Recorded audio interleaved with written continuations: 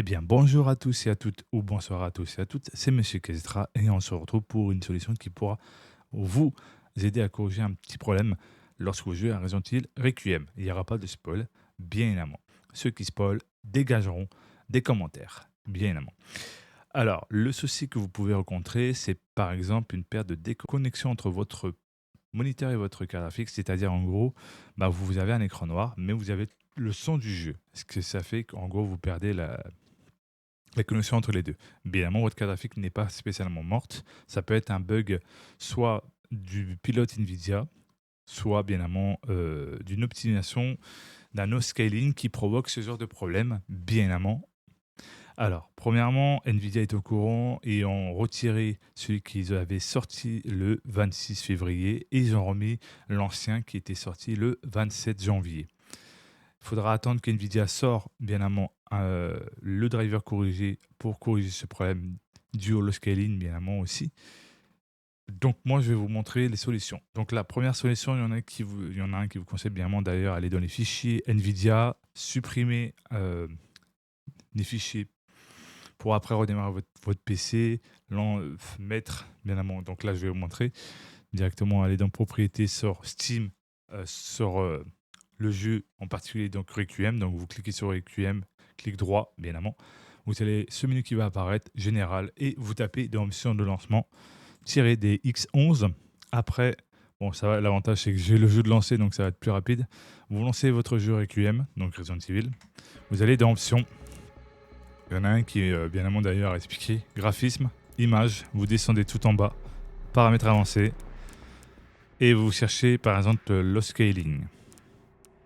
C'est ici. En gros, les technologies de scaling. En gros, c'est le DLSS pour NVIDIA qui, en gros, peut jouer aussi sur la perte de connexion entre votre carte graphique et votre moniteur.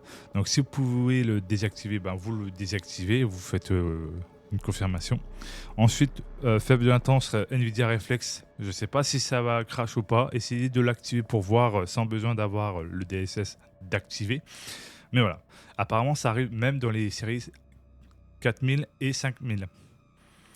Il y en a, ils disent que ça arrive que dans les 30 000, dans l'article, bien évidemment, que j'ai partagé à un ami. Donc, en soi, vu sur Reddit, il y en a que ça arrivait, bien évidemment, sur leurs 4000 ou leurs 5000. Donc, ça peut arriver, bien évidemment, et il faudra attendre qu'NVIDIA sort une correctif, bien évidemment, de driver Game Ready pour pouvoir, bien évidemment, ne plus avoir ce bug. C'est vrai que quand vous jouez à un jeu qui est sorti et que vous tombez sur ce genre de problème, ça peut être vite très chiant. Parfois, il faut soit revenir sur un ancien driver, soit il faut désactiver le scaling dans le jeu pour corriger cela. Il faut faire plein de trucs. C'est vraiment prise de tête. Il y en a qui conseillent bien évidemment les drivers studio, donc celui qui est sorti bien évidemment assez récemment quand même, pas les anciens, qui est moins buggé. Pourquoi? Parce qu'il est optimisé et bien travaillé. Je parle de driver chez Nvidia, qui est de base pour les créateurs de contenu.